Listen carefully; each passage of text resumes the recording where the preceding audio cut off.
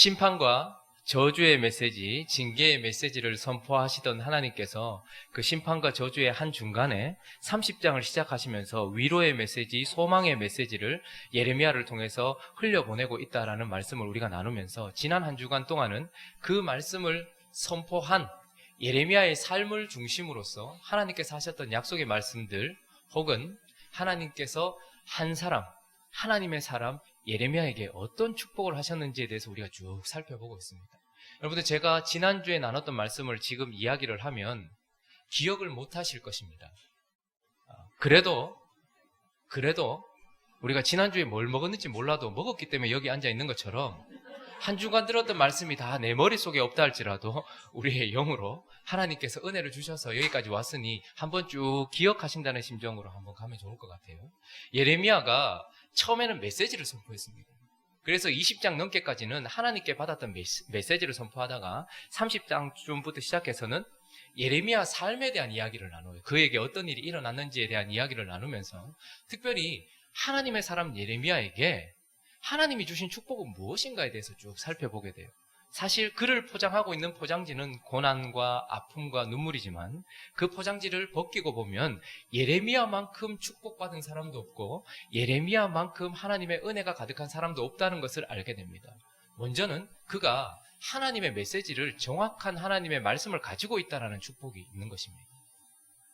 다 좋다고 하는 때에 멸망을 선포하시는 하나님의 정확한 메시지를 가지고 있었을 뿐만 아니라 다 멸망을 바라보고 있는 상황 속에서 소망의 메시지를 가지고 있었던 것이 그의 축복이었고, 뿐만 아니라 그 메시지를 전하는 축복이 예레미야에게는 있었습니다. 그래서 지금 바벨론이 자신들의 삶을 둘러싸고서 멸망을 눈앞에 두고 있는 그 상황 속에서도 예레미야는 하나님의 소망과 복음의 메시지를 가지고서 그것을 전파하는 복 또한 가지고 있었고, 우리가 지난주에 살펴보았던 것처럼 그는 밭을 사면서, 자기의 친족의 밭을 사면서 자기가 선포한 소망의 메시지와 일치하는 삶을 살면서 사람들에게 와닿지 않은 그 소망의 메시지를 보여주는 복이 있었습니다.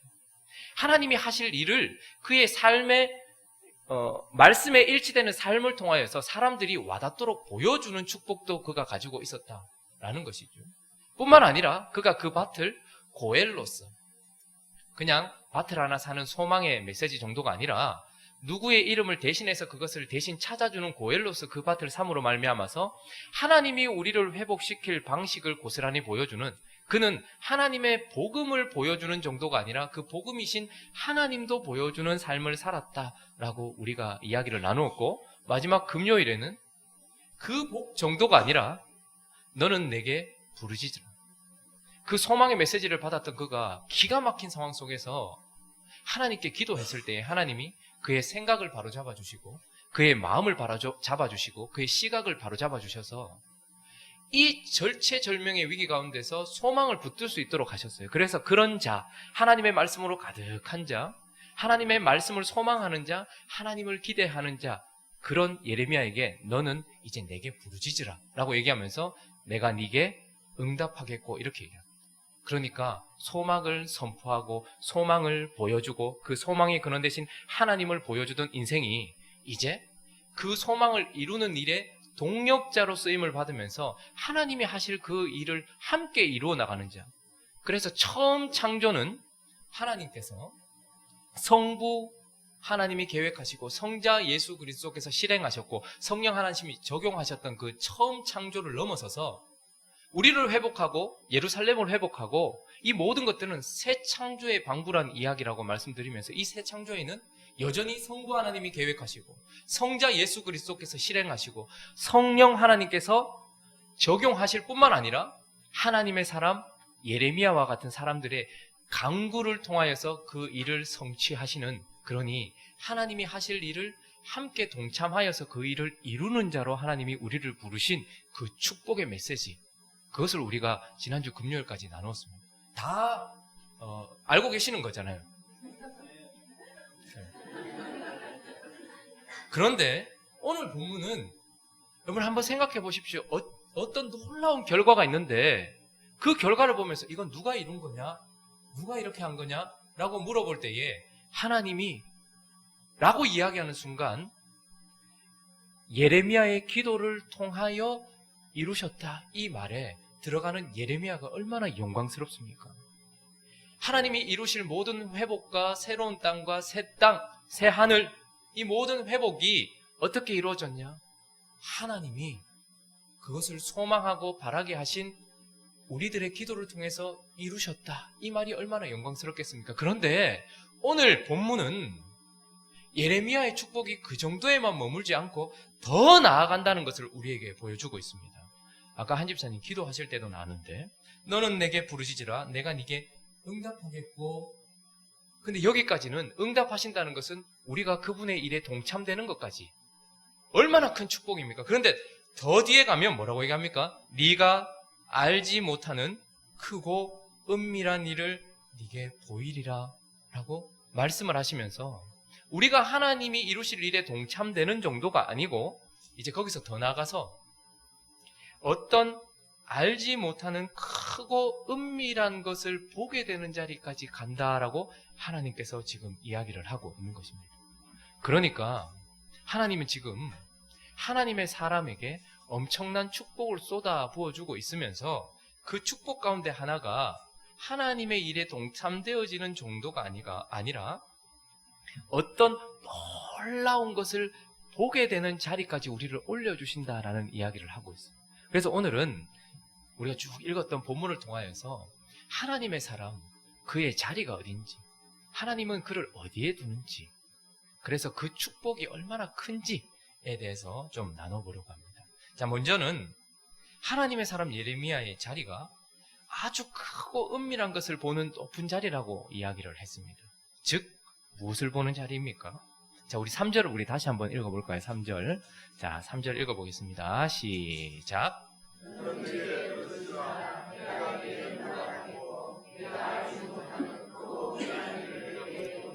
하나님이 우리의 기도를 통해서 응답하는 동력자의 자리를 넘어서 이제 뭔가 더 높은 자리로 가는데 크고 은밀한 것을 보게 되는 자리까지 간대요. 그게 무엇인가? 14절부터 우리가 읽었던 16절까지 다시 한번 또 읽어보겠습니다. 시작. 여호와의 말씀이니라. 보라, 내가 이스라엘 집과 유다 집에 대하여 일러준 선한 말을 성취할 날이 이르리라. 그날 그때에 내가 다윗에게서 한 공의로운 가지가 나게 하리니 그가 이 땅에 정의와 공의를 실행할 것이라. 그날에 유다가 구원을 받겠고 예루살렘이 안전히 살 것이며 이 성은 여호와는 우리의 의라는 이름을 얻으리라. 자, 크고 비밀하고 은밀한 것을 보는 자리. 그런데 거기서 뭘 보는가 하니까 그날 하나님께서 회복하는 그때에 뭘 본다고 얘기합니까? 내가 15절에 보니까 다윗에게서 한 공의로운 가지를 나게 하는데 그것을 본다라고 이야기합니다. 우리는 이제 신약시대를 살고 있고 그래서 이 말씀이 누구를 가르치는지 알고 있습니다. 누구를 보게 되는 자리까지 가는 것입니까? 바로 메시아 대신 예수 그리스도를 보는 자리까지 가는 것입니다.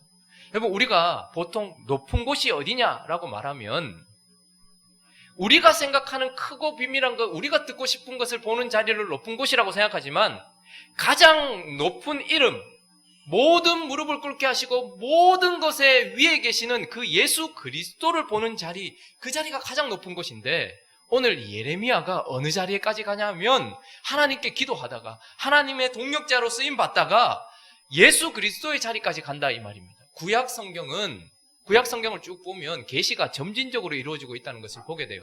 아담이 보았던 하나님보다 아브라함이 보는 하나님이 더 많고 아브라함이 보는 하나님보다 다윗 왕이 보는 하나님이 더 많고 그 이외에 예레미야와 같은 사람들이 보는 하나님이 더 많고 우리는 완전한 계시를 가지고 있는 성경을 통해서 더 많은 계시들을 정확하게 보고 있어요. 그런데 예레미야가 기도하다가 무엇을 본가 하니까 이 모든 것들을 회복하실 키가 되시는 공의로운 가지가 나서 어떻게 우리를 회복하실 것인가에 대하여서 알게 되는데 그것은 바로 하나님께서 지금 끊겨진 다윗 가문에 거기에부터 또다시 어떤 한 가지가 나서 그의 자손을 통하여서 우리를 회복하실 것이라는 메시아를 보게 되는 것입니다. 처음에 창조를 할 때에 그 주체가 되셨던 하나님 아버지의 계획을 실행하셨던 예수 그리스도는 아무도 본 사람이 없어요. 창조는 이미 이루어졌고 우리는 그 이후에 왔습니다. 그런데 하나님이 지금 하고 계시는 새로운 창조 가운데서 예레미야가 보는 것은 무엇이냐면 이 새로운 창조를 하는데 실행을 옮기고 계시는 그 예수 그리스도를 자기가 지금 보고 있다라고 이야기를 하는 것입니다. 그런데 오늘 특별히 다윗의 자손, 다윗의 가지에 대해서 이야기하면서 그를 어떻게 표현하는가 하니까 한 공의로운 가지 이렇게 표현합니다. 여러분 예수님을 표현할 때 많은 수식어가 있을 수 있잖아요. 샤론의 꽃일 수도 있고 영광의 주도 얘기할 수 있는데 왜 하필 예레미야는 그 높은 곳에서 바라보게 된 다윗의 가지인 예수 그리스도를 바라보면서 공의로운 가지라고 했을까요? 그가 공의로운 가지가 나게 하리니 그가 이 땅에 정의와 공의를 실행할 것이다 이렇게 이야기하죠. 특별히 그래서 그가 본 것은 무엇이냐면 여기서 정의라는 것은 사법적인 의미를 가지고 있는 미슈팟이라는 단어예요. 저기 나오는 뒤에 정의는 미슈팟이라는 단어입니다. 그러니까 사법적으로 무엇인가를 합법적으로 완전히 처리하는 것을 이야기해요. 그리고 뒤에 나오는 공의는 회복적인 의미를 가지고 있어요. 그래서 ጼ다카라는 단어를 쓰더라고요. 그러니까 무엇입니까? 그가 본 것은 우리가 도대체 어떻게 회복되지? 지금 예레미야는 예루살렘이 회복되고 자기 백성들이 회복되는 정도를 넘어서 하나님의 영적인 모든 백성들이 어떻게 회복되는지를 지금 보게 되는데 다윗으로부터 한 메시아가 오고 그 메시아가 공의로운 가지가 되어서 우리의 모든 죄와 우리의 모든 사악함과 우리의 모든 하나님 앞에서 지었던 것들을 다 사법적으로 처리하실 십자가의 예수 그리스도라는 것과 그 십자가로 말미암아서 우리가 회복되어서 하나님 앞에 의로운 자로 설 수 있는 정의를 행하실, 그러니까 십자가에서 죽으시는 예수 그리스도와 그리고 부활하셔서 우리를 의롭게 하실 예수 그리스도에 대한 것을 지금 바라보고 있다라고 스스로가 이야기를 하고 있는 것입니다. 그러니까 지금 예레미야는 하나님께 기도하다가 가장 높은 곳에 올라가서 예수 그리스도를 보게 되는데 그의 공의로운 가지의 역사들, 그래서 모든 인류를 구원하기 위하여서 우리의 정의가 되셔서 우리가 지은 모든 죄들을 해결하실 예수 그리스도, 십자가의 예수 그리스도를 바라보고 그리고 우리를 의롭게 하실 공의의 예수 그리스도, 그래서 부활하셔서 우리를 의롭게 하실 예수 그리스도를 바라보고 있다라고 이야기를 하고 있는 것입니다. 그래서 16절에 이렇게 얘기하죠. 우리가 아까 읽었던 16절에 보면 그날에 유다가 구원을 받겠고 예루살렘이 안전히 살 것이며 이 성은 여호와는 우리의 의라는 이름을 얻으리라 되어 있는데 표준 세번역이나 다른 번역에 보면 이 성이라고 번역하지 않고 이 가지는 여호와는 우리의 의라는 이름을 얻을 것이다 이렇게 얘기해요. 그러니까 그분은 이 가지이신 예수 그리스도는 우리의 의다라는 이름을 얻은 그런 예수 그리스도다라고 얘기합니다. 우리가 의롭게 된 이유는 무엇입니까? 우리의 정의를 실행하신 십자가에서 죽으시고 우리의 죄를 사하신 예수 그리스도 때문입니다. 우리가 또한 의로울 수 있는 이유는 무엇입니까? 다시 부활하셔서 우리를 의롭다 하신 예수 그리스도 때문입니다. 그래서 그 가지는 여호와는 우리의 의다. 우리가 의롭게 된 것은 그분으로 말미암아 의롭게 되었다라고 하는 그 예수 그리스도를 보게 되는 자리, 거기까지 간다라고 우리에게 말씀하고 있는 것이죠. 그러니까 하나님이 지금 하나님의 사람을 어디까지 높이셨냐 하면 하나님의 일에 동참하도록 기도하며 부르짖는 자리에까지만 가게 하신 것이 아니라 그를 높이 들어 올리셔서 앞으로 하나님이 우리를 어떻게 회복하실 것인지에 대해서 얘기하시면서 우리 모든 인류를 십자가와 부활로 다시 살리실 메시아 되신 예수 그리스도를 보는 자리까지 하나님이 우리를 높은 자리에까지 올리셨다라고 이야기합니다. 하나님의 사람은 어떤 자리에 있어야 될까요? 우리는 하나님이 가장 보여주시고 싶어 하시는 그 예수 그리스도를 더 명확하게 보고, 그 당시 아무도 이 메시아를 정의와 공의를 실행하시는 공의로운 가지라고 알거나 본 사람은 아무도 없었단 말입니다.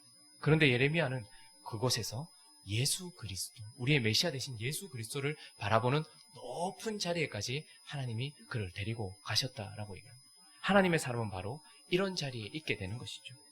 그런데 33장이 끝이 나고 이제 34장으로 넘어가면 그 높은 자리에서 그의 아들이 하실 일과 그의 아들의 영광과 그의 아들의 사역으로 말미암아 회복된 우리의 모든 끝을 바라보면서 기뻐했던 예레미야가 그 높은 곳에서 툭 떨어지는 듯한 느낌을 받게 됩니다. 34장에 넘어오자마자 갑자기 현실 앞으로 부름을 받게 돼요.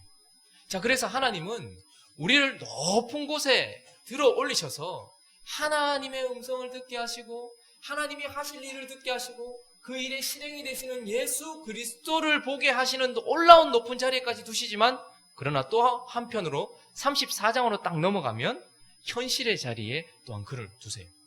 그래서 우리 하나님의 사람이 있는 자리는 바로 현실의 자리다라고 본문은 이야기해주고 있는데, 어떤 자리입니까? 우리 34장 1절, 2절 말씀 한번 읽어볼까요? 자, 34장 1절, 2절 시작.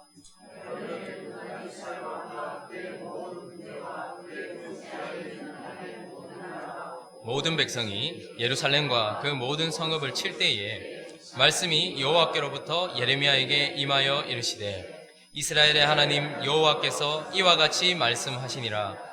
너는 가서 유다의 시드기야 왕에게 아뢰어 이르기를, 여호와의 말씀에 보라, 내가 이 성을 바벨론 왕의 손에 넘기리니 그가 이 성을 불사를 것이라.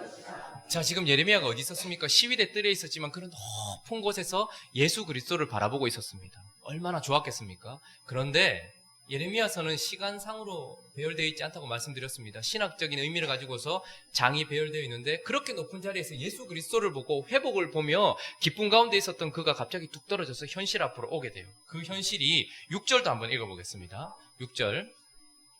자, 읽습니다. 시작. 선지자 예레미야가 이 모든 말씀을 예루살렘에서 유다의 시드기야 왕에게. 자, 지금 또다시 예레미야는 예루살렘이라는 성으로 오게 되었고 시드기야 왕 앞에 서 있다, 이렇게 얘기합니다. 무슨 말입니까? 높은 곳에서 하나님과 깊이 교제하고 하나님의 아들 예수 그리스도에 대한 계시를 받고 그분을 만나고 그분 앞에 있는 것만 해도 얼마나 좋습니까? 그런데 하나님은 그런 자리에만 두신 것이 아니라 34장에 넘어가자마자 현실이라는 자리, 지금 이제 바벨론에 의하여서 성이 함락되어져 가고 있고 피비린내 나는 예루살렘에 지금 또다시 예레미야가 서 있다라는 것과, 하나님께서 세우신 왕임에도 불구하고 하나님을 반역하고 있는 시드기야 왕 앞에 서 있다라는 것을 보게 됩니다. 자, 무슨 말입니까? 우리는 항상 33장의 어떤 그런 현실 속에 살아가고 싶어 합니다. 하나님에 대하여 더 많이 알고 하나님의 은혜를 누리고 하나님의 임재를 누리는 그런 장소에 오래 있고 싶어 해요. 근데 하나님은 지금 예레미야를 그곳에도 두셨지만 어떻게 하신 거예요? 현실이라는 곳으로 다시 내려보내시기도 하신다라는 것입니다. 그것은 피비린내 나는 곳이요, 하나님을 반역하는 자들이 가득한 세상인 것입니다. 그러니까 우리가 서 있는 이곳인 것이죠. 우리의 문제는 무엇인가 하면 언제나 33장에만 머물고 싶어 한다는 것입니다. 그죠? 하나님을 더 깊이 알고 하나님을 더 사랑하게 되는 곳, 하나님이 나를 안아주는 것이 확연하게 느껴지는 그런 곳에만 머물고 싶어 하는 것이죠.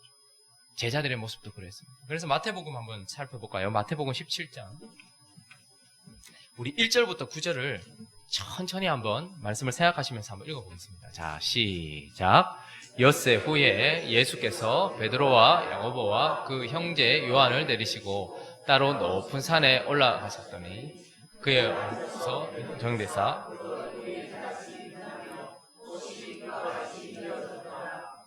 그때에 모세와 엘리야가 예수와 더불어 말하는 것이 그들에게 보이거늘 베드로가 예수께 여쭈어 이르되, 주여, 우리가 여기 있는 것이 좋사오니 만일 주께서 원하시면 내가 여기서 초막 셋을 짓되 하나는 주님을 위하여, 하나는 모세를 위하여, 하나는 엘리야를 위하여 하리이다. 말할 때에 호련히 빛난 구름이 그들을 덮으며 구름 속에서 소리가 나서 이르시되, 이는 내 사랑하는 아들이요 내 기뻐하는 자니 너희는 그의 말을 들으라 하시는지라. 제자들이 듣고 엎드려 심히 두려워하니 예수께서 나와 그들에게 손을 대시며 이르시되, 일어나라, 두려워하지 말라 하시니 제자들이 눈을 들고 보매 오직 예수 외에는 아무도 보이지 아니하더라. 그들이 산에서 내려올 때에 예수께서 명하여 이르시되, 인자가 죽은 자 가운데서 살아나기 전에는 본 것을 아무에게도 이르지 말라 하십니다.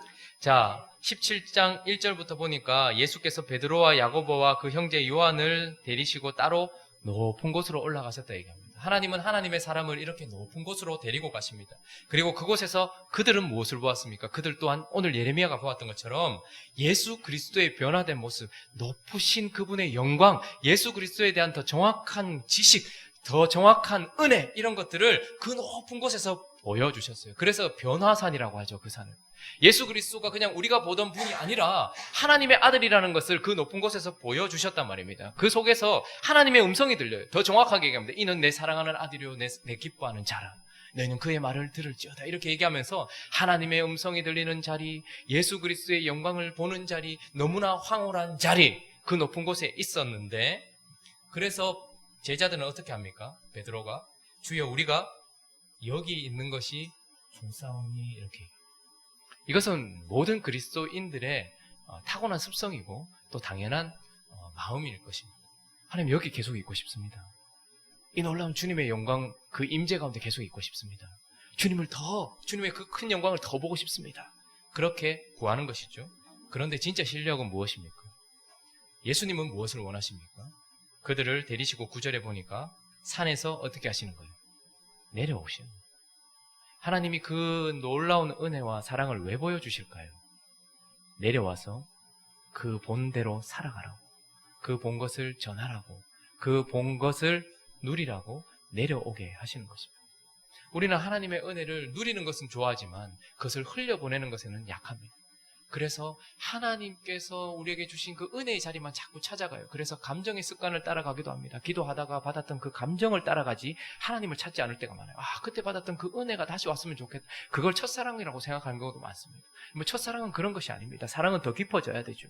하나님께서 우리를 주신 그 자리, 우리에게 은혜를 주셨던 그 자리, 그러나 하나님은 그 은혜를 주셔서 우리를 다시 현실로 보내시고 하나님께서 일하시려고 하는 자리로 보내시려고 그 은혜를 주셨단 말입니다. 그래서 그들을 데리고 내려오시는 것이죠.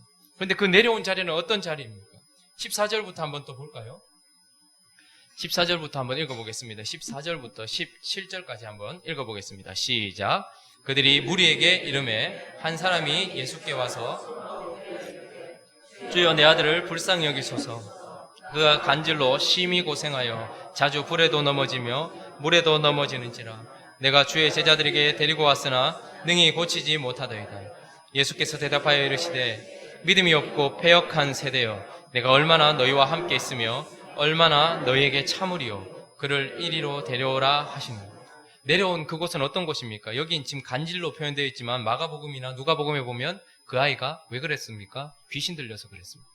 그러니까 그 높은 곳에서 하나님의 영광 가운데 있었던 제자들과 예수님이 내려온 그 자리는, 그 현실은 귀신들이 들끓고 아픔과 눈물이 가득하고 보지 말았으면 하는 현실들이 펼쳐지고 있는 자리고, 그 가운데 있는 제자들은 믿음이 없어서 그것을 고치지도 못하고 믿음 없는 행동을 하고 있는 너무나 답답한 현실인 것이죠. 그러나 주님은 어떻게 하십니까? 그들을 데리고 내려오셔서 그곳에서 하나님이 하셔야 될 일을 하기를 원하셔서 그들을 데리고 내려오시려고 하는 것입니다.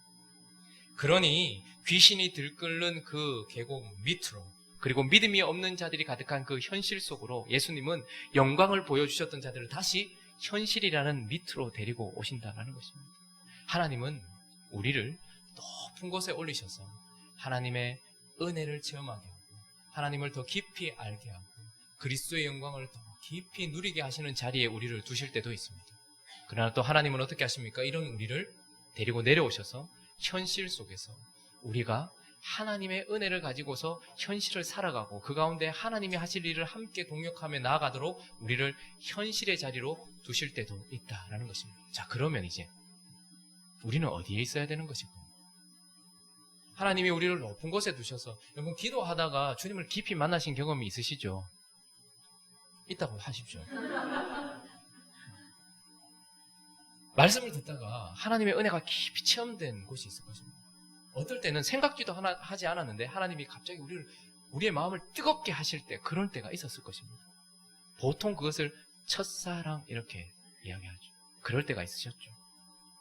우리의 마음이 정결하면 정결할수록 더 자주 찾아오는 그런 높은 곳. 그러나 하나님은 우리를 더 오랫동안 현실이라는, 깔짓 뜯고 싶은 사람이 옆에 있고 변화되지 않는, 그러나 계속해서 내가 떠나지 못하는 내 현실 속으로 하나님은 나를 여기 두십니다. 자, 그러면 우리는 어디에 장막을 치고 있어야 되겠습니까? 하나님은 우리에게 이렇게 이야기하면 좋을 것 같아요. 33장과 34장 사이에 우리가 있기를 원하십니다. 이 말은 무슨 말인가 하면 하나님의 깊은 임재를 경험하는 자리와 그러나 하나님이 우리를 두시는 현실 사이다, 이렇게 얘기할 수도 있을 것이고, 또 하나는 이렇게도 표현할 수 있을 것 같아요. 베델과 아이 사이에 우리를 두시기를 원하신다, 이렇게 표현할 수도 있을 것 같아요. 제가 왜 베델과 아이 사이라고 얘기했냐면 창세기 12장 한번 가볼까요? 8절로 한번 가보겠습니다. 예레미야가 어느 자리에 있었는가 보면 현실 속에 있다가 하나님이 높이 들어 올리신 예수 그리스도의 임재의 자리에 있기도 했습니다. 그리고 예레미야는 이 높은 곳에서 하나님의 임재 가운데 있다가 피비린내 나는 또다시 현실 속으로 내려가기도 했어요. 그런데 이것은 믿음의 사람들의 특징인데, 오늘 창세기 12장 8절 보니까, 자, 12장은 믿음의 사람의 시작입니다. 하나님이 모든 인류 가운데 이제 믿음의 사람의 시작, 그리고 우리 조상이고 믿음의 사람이 있어야 될 표본인 것인데, 한번 읽어보죠. 자, 시작. 거기서 베델 동쪽 산으로 옮겨 장막을 치니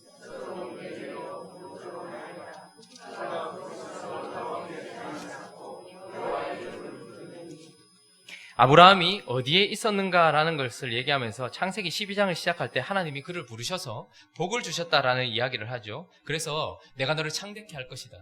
그리고 너를 축복하는 자에게 내가 복을 내리고 너를 저주하는 자에게 내가 저주하리라 라고 말씀하시면서 하나님이 아브라함을 선택하신 이유는 그에게 복을 주시기 위함이었고, 그에게 복을 주시는 이유는 모든 열방에 복음을 그리고 복을 흘려보내는 통로로 아브라함을 세우신 거예요. 그러니까 하나님은 모든 열방 가운데, 모든 사람 가운데 하나님의 복을 흘려보내실 수단으로 아브라함을 선택하셨고, 아브라함을 차고 채워서 열방으로 복음을 흘려보내고 복을 누리게 하시려고 아브라함을 세우셨어요. 그래서 그를 약속의 땅으로 보내고, 12장 5절에 보면 마침내 그가 약속의 땅 가나안에 들어갔다라고 얘기해요. 그런데 거기에서만 그치지 않고 하나님께서 그를 계속해서 옮기시더니 우리가 방금 읽었던 이곳으로 가게 되는데, 거기서 베델 동쪽 산 옮겼는데, 서쪽은 베델이고 아브라함이 지금 장막을 친 곳이, 동쪽은 아이다, 이렇게 얘기합니다. 베델은 베트, 집, 엘, 하나님. 그러니까 베델은 뭡니까? 하나님의 집인 것입니다. 그러니까 오른편에는 하나님의 집이 있어요. 왼편에는, 서쪽에는. 그런데 또 동쪽에 보니까 뭐가 있대요? 아이. 여러분, 여호수아와 믿음의 사람들이 첫 번째 실패했던 성이 아이성이거든요. 근데 이 아이성의 뜻은, 아이라는 뜻은 페어더미, 이런 뜻입니다. 황무지 작은 산, 이런 뜻입니다. 그러니까 쉽게 말하면 아이는 세상을 상징합니다. 베델은 하나님의 임재를 상징하는 것. 그런데 아브라함이 어디에 있었다라고 얘기합니까? 하나님은 그를 어디에 두셨다고 얘기하는 거예요? 베델과 아이 사이에 두셨어요. 그래서 하나님은 뭘 하기 원하셨을까요? 베델로부터 하나님의 임재와 은혜를 충만히 받아서 세상이라는 아이로 가서 그 복을 흘려보내는 통로로 하나님은 아브라함을 세우신 것입니다. 그래서 아브라함은 베델에만 머물러서도 아니 되고 아이에만 머물러도 아니 되는 그 사이에서 하나님과의 교제를 나눌 뿐만 아니라 세상에 복을 흘려보내도록 하나님께서 위치하게 하신 하나님의 복의 통로였다라는 것입니다. 예레미야도 마찬가지입니다. 하나님께서 현실 앞에서 높이 들어 올리셔서 하나님의 집 베델에서 여호와를 극명하게 보게 하시더니 또다시 그 높은 곳에서 내려와서 하나님의 영광을 흘려보내는 자리, 현실의 자리로 가게 하시는 거예요. 아이로 가게 하시는 것입니다. 예레미야도 그러하였고 아브라함도 그러해요. 아브라함의 후손인 저와 여러분도 하나님은 거기에 두시기를 원한다라고 이야기를 하고 있는 것입니다. 말씀을 정리하면서 여러분들은 높은 곳으로 가고 계십니까? 밤모섭에 유배를 갔던 사도 요한은 미친 왕들의 현실 속에서 밤모섬으로 쫓겨갔습니다. 거기는 아무것도 없는 곳이었습니다. 거기서 죽어라 라고 보낸 곳입니다. 그 아무것도 없는 곳에서 그는 무엇을 봅니까? 역사를 주관하고 있는 예수 그리스도를 보고 그 현실 속에서 높이 들려서 다시 오실 예수 그리스도를 보게 돼요. 그런데 그의 현실로 다시 내려와서 어떻게 합니까? 핍박받고 있는 자들에게 편지를 씁니다. 다시 오실 예수 그리스도에 대해서 편지를 씁니다. 사도 요한도 높은 곳과 현실 사이에 있으면서 은혜를 받아 복을 흘려보내는 자였던 것입니다. 우리가 어제 설립 예배를 드렸습니다. 행복한 우리 교회는 어디에 서 있어야 될까요? 어떤 사람들은 하나님의 임재와 하나님이 주시는 복이 너무 좋아서 높은 곳에만 있고 싶어하는 분들이 있습니다. 그래서 현실은 뒤로 한 채 베델에서만 머물면서 내가 여기가 좋습니다. 여기에 움막을 짓고 여기에 있고 싶습니다. 라고 말하며 높은 곳과 베델에만 머무는 사람들이 있습니다. 그런데 어떤 사람들은 폐어더미가 된 세상을 보면서 하나님 여기 할 일이 너무 많아서 내가 지금 하나님 만날 시간이 없습니다. 세상을 살려야 합니다. 라고 얘기하면서 아이 한복판에만 있는 사람, 현실 한복판에만 있는 사람들이 있습니다. 행복한 우리 교회는 어디에 있어야 될까요? 하나님께서 이제 우리를 하나님의 사람으로, 하나님의 교회로 하나님께서 우리를 이곳에 세우셨어요. 우리를 어디에 두고 싶어 하실까요? 우리는 사도 요한이 그랬던 것처럼, 예레미야가 그랬던 것처럼, 아브라함이 그랬던 것처럼 하나님의 임재가 가득한 베델에 머물 수 있는 교회여야 된다고 믿습니다. 그런데 뿐만 아니라 그렇게 은혜를 주시는 이유는 무엇일까요? 제가 어제 오신 분들에게 들었던 이야기 중에 하나는 저 좋으라고 얘기했겠지만 성도들의 표정이 참 밝더라고 이렇게 얘기하더라고요. 오늘 이 표정을 봤었어야 되는데 순간만 보고 사람을 판단하면 안 되죠. 참 행복해 보입디다 이렇게 이야기를 하더라고요. 근데 만약에 하나님이 우리를 행복하게 하셨다면, 우리를 높은 곳에 들어올리셔서 행복하게 하셨다면 왜 행복하게 하셨을까를 생각해야 합니다. 교회가 설립된 것은 우리 잘 먹고 잘 살고 베델레 머물려고 하시는 것이 아닙니다. 하나님의 은혜를 충분히 공급받고 그분의 빛을 충분히 가지고서 하나님이 우리를 두시는 현실, 아이성 가운데 내려보내시면 언제나 내려가야 되는 것입니다. 그곳에서 우리는 또한 그리스도의 영광을 보여줄 수 있어야 하는 것이죠. 행복한 우리 교회가, 저는 기도하면서 찬양하면서 예배드리면서 그냥 하나님의 임재가 가득한 곳, 그래서 그냥 교회에 들어서기만 해도, 그리고 눈을 감기만 해도 하나님의 임재가 느껴지는 곳이기를 예수 그리스도를 축원합니다. 그러나 이곳에서 머물지 않고 또다시 하나님이 우리를 현실의 자리로 내려보내시면 그곳에서도 그때 받았던 은혜를 가지고서 살아가는 그런 행복한 우리 교회가 되었으면 좋겠습니다. 그래서 베델과 아이 사이에서, 33장과 34장 사이에서, 하나님과 세상 사이에서 예수 그리스도께서 그러하셨던 것처럼 중보자가 되어서 기도하는 교회, 중보자가 되어서 하나님의 영광을 드러내는 교회. 그래서 우리는 하나님으로부터 받은 메시지를 세상에 전하고 하나님을 바라보는 자만이 세상에 무엇인가를 할 수 있는 것입니다. 세상을 바라보고 세상에 뭘 하는 것이 아니라 하나님을 바라볼 때 세상이 뭘 해야 되는지를 보게 되기 때문에 우리는 하나님을 높이 바라보다가 세상에 메시지도 전하고 삶을 사는 자이기를 예수 그리스도로 축원합니다. 그런데 여기만 바라보라고 하지 않고 하나님은 우리 시선을 뺏어서 세상을 바라보게 해요. 그러면 세상에 있는 아픔들과 고통과 눈물이 보일 겁니다. 그러면 그것을 가지고 이 사람들에게 우리가 뭘 하는 것이 아니라 또다시 어떻게 할까요? 이것을 보고 하나님께 나아가서 현실을 아뢰는 왕 같은 제사장, 그런 청지기, 그런 이 시대의 예레미야가 되어서 하나님이 행복한 우리 교회 거기 잘 세웠다. 오늘 아침에 기도하는데 갑자기 제 마음에 안심이 되면서 어떤 한마디가 떠올랐습니다. 음부의 권세가 이기지 못하리니 뭐 이런 말이 아니고 내가 내 교회를 세우리니 라는 그 단어였습니다. 갑자기 저와 여러분들이 고백하는 고백이 주는 그리스도시요 살아계신 하나님의 아들이십니다 라는 고백이라면 그 위에 내가 내 교회를 세우리니, 하나님이 세우신 행복한 우리 교회는 하나님이 내 교회라고 얘기하시는구나. 그래서 하나님이 쓰실 교회구나. 오늘 아침에 기도하다가 그런 마음이 들었습니다.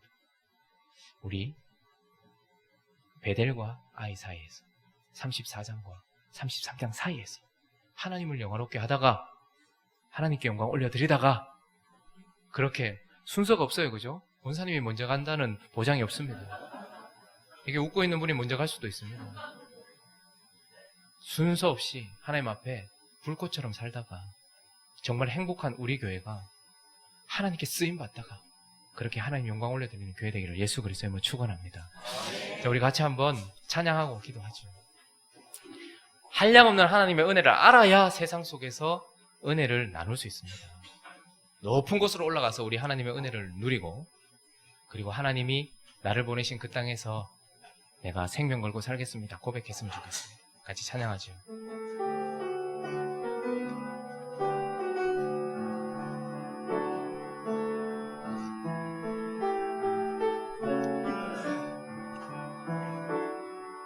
나를 지으신 이가 하나님, 나를 부르신 이가 하나님, 나를 보내신 이도 하나님, 나의 나 된 것은 다 하나님은 해라. 나의 달려갈 길 다가도록 나의 마지막 호흡 다하도록 나로 그 십자가 품게 하시니 나의 나 된 것은 다 하나님은 해라. 한량없는 은혜, 갚을 길 없는 은혜, 내 삶을 애워싸는 하나님의 은혜, 나 주저함 없이 그 땅을 밟음도 나를 붙드시는 하나님의 은혜, 나를 지으신 이가 나를 지으신 이가 하나님, 나를 부르신 이가 하나님, 나를 보내신 이도 하나님, 나의 나 된 것은 다 하나님은 해라. 나의 달려갈 길 다가도록 나의 마지막 호흡 다하도록 나로 그 십자가 품게 하시니 나의 나 된 것은 다 하나님은 해라. 한량없는 은혜, 갚을 길 없는 은혜,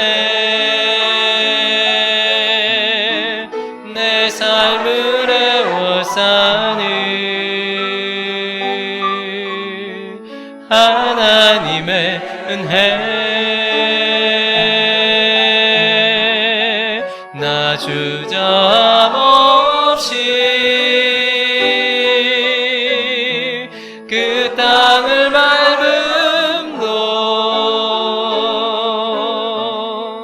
나를 붙드시는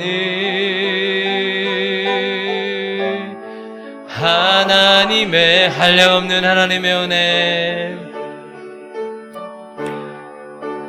한량없는 은혜, 갚을 길 없는 은혜, 내 삶을 애워싸는 하나님의 은혜 나 주저함 없이 이 땅을 밟음도 이 땅을 밟음도 나를 붙드시는 하나님의 은혜. 우리 시간 함께 기도할 때에 그러면 저는 저와 여러분이 얼마나 소중한 존재인지 한번 얘기해 드리고 싶습니다. 예레미야는 우리가 생각하는 것보다 훨씬 더 대단한 존재입니다. 시위대들에 갇혀있고 사람들에게 질책을 받고 아무도 귀 기울여주지 않는 말을 42년 가까이 얘기했지만 그러나 예레미야는 하나님의 말씀을 가지고 있는 자였습니다. 그리고 하나님의 말씀대로 사는 자였고 하나님의 말씀을 보여주던 자였습니다. 하나님을 보여주던 자였고 하나님의 뜻이 이루어지기 위하여 기도하던 자였습니다. 그리고 그곳에서 하나님을 봤던 자였습니다. 그리고 아픔과 눈물이 있는 곳으로 내려와서 여전히 그리스도께서 그곳에 계셨으면 하셨을 일을 하며 살았던 자였습니다. 예레미야는 우리가 생각하는 것보다 훨씬 축복되고 대단한 존재입니다. 우리 자랑하자는 것이 아니라 위로하자고 하는 것이 아니라 하나님은 우리에게도 동일하게 말씀하십니다. 너희는 너희가 생각하는 것보다 훨씬 크다. 너희는 너희가 생각하는 것보다 훨씬 중요하다. 너희가 한 그 고백, 주는 그리스도시요 살아계신 하나님입니다. 라는 그 고백 위에 세워진 내 교회이기 때문이다. 너의 기도는 훨씬 크다. 너의 삶은 훨씬 크다. 왜냐하면 내가 그것을 사용하기 때문이다. 행복한 우리 교회 성도님들, 우리 이런 하나님의 축복 때문에 교만해지는 것이 아니라 더 겸손해지고 더 책임감을 느껴서 거룩하게 살아가기를 오늘 기도했으면 좋겠습니다. 교회가 하나 설립됐다는 것은 하나님 나라의 그 영원한 시간 속에서 봤을 때의 엄청난 일인 것입니다. 하나님, 우리 세워진 이 교회에 기초처럼 서 있습니다. 그런데 참 부족하지만 그런 하나님께서 우리를 세워주셔서 하나님의 은혜로 우리가 이곳에 있습니다. 우리를 보던 사람들이 참 행복해 보입니다라고 말할 수 있는 은혜를 하나님이 주셨고 하나님이 큰 사랑으로 우리를 붙들어 주셨습니다. 때때로 우리는 높은 곳으로 올라가서 하나님의 말씀의 은혜도 누리고 찬양하는 은혜도 누리고 기도하는 은혜도 누립니다. 그런데 하나님 그렇기 때문에 우리를 현실로 보내셔도 나 주저함 없이 이 땅을 밟으면서 하나님의 핏값만큼 살아가는 우리가 될 수 있게 달라고 그렇게 다짐하며 기도했으면 좋겠고 먼저는 하나님 은혜를 다시 한번 우리 마음 가운데 부어주셔서 행복한 우리 교회 성도가 되게 하시고 행복한 우리 교회 뼈묻을 목사로 세워주신 것에 감사하는 시간이 되었으면 좋겠습니다. 하나님께 감사했으면 좋겠고 또 하나님께 주시는 마음을 가지고 한번 기도했으면 좋겠습니다. 기도하겠습니다. 거룩하신 하나님,